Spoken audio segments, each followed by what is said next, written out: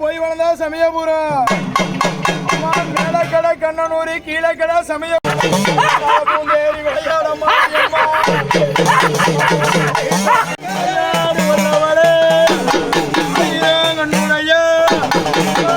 சக்தி மாரியம்மா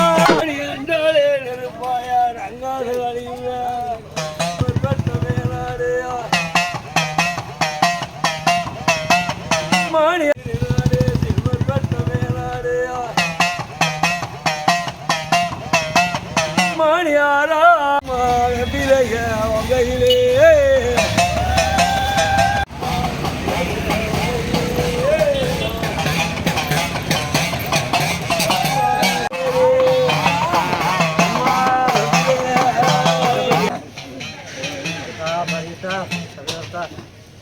எடப்பாடியா எல்லா தொகுதியிலையும் வெற்றி பெறணும். சமயவர்த்தா இப்போ இந்த எம்பி எலெக்ஷனில் நம்ம பழனிசாமி ஐயா ரெட்டலை சின்னம் கிடச்சிருக்கதே பெரிய விஷயம். இது என்னென்னா எல்லா தொகுதியும் அமோக வெற்றி ஆகணும்னு ஆத்தா சமயவர்த்தாட்ட நேற்றுக்கிடந்து ஒரு 5 அக்னி சட்டி 3 பால் குடம் எடுத்து அதே மாதிரி திருச்சி வேட்பாளர் அதிக வாக்கில் சேர்க்கணும் அப்படின்னு நான் எல்லா மாவட்டத்துக்கு போயிட்டு வந்தேன். டாக்டர் சரவணனுக்கு போனேன், அதே மாதிரி ராம்நாடு தொகுதி போனேன், சேலம், எங்கிட்ட எடப்பாடி, எல்லா மாவட்டமும் தான் போயிட்டு வந்துக்கிட்டு இருக்கேன். 17 வரைக்கும் இந்த எலெக்ஷன் தொண்டு ஈஸியாக வேகமாக விலையை முடிக்கணும்.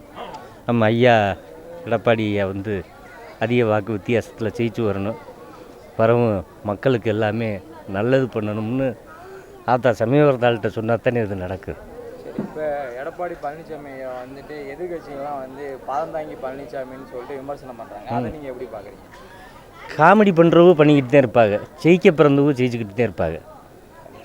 இப்போ இந்த நடக்கிற எலெக்ஷனில் அதிமுக மத்திய அரசோட கூட்டணி இல்லை அப்படின்றதுனால அதிக விமர்சனம் பண்ணுறாங்க. அதுக்கு அவங்க கள்ள தொடர்பில் தான் இருக்காங்க அப்படின்றதையும் எதிர்கட்சி விமர்சனம் பண்ணுறாங்க. நாங்கள் என்றைக்குமே ஒத்த பரம்பரை தான், சோலையாத்தையும் எங்களுக்கு நின்று ஜெயிச்சு பழக்கம், கூட்டணி அமைப்பு நின்று பழக்கம் இல்லை.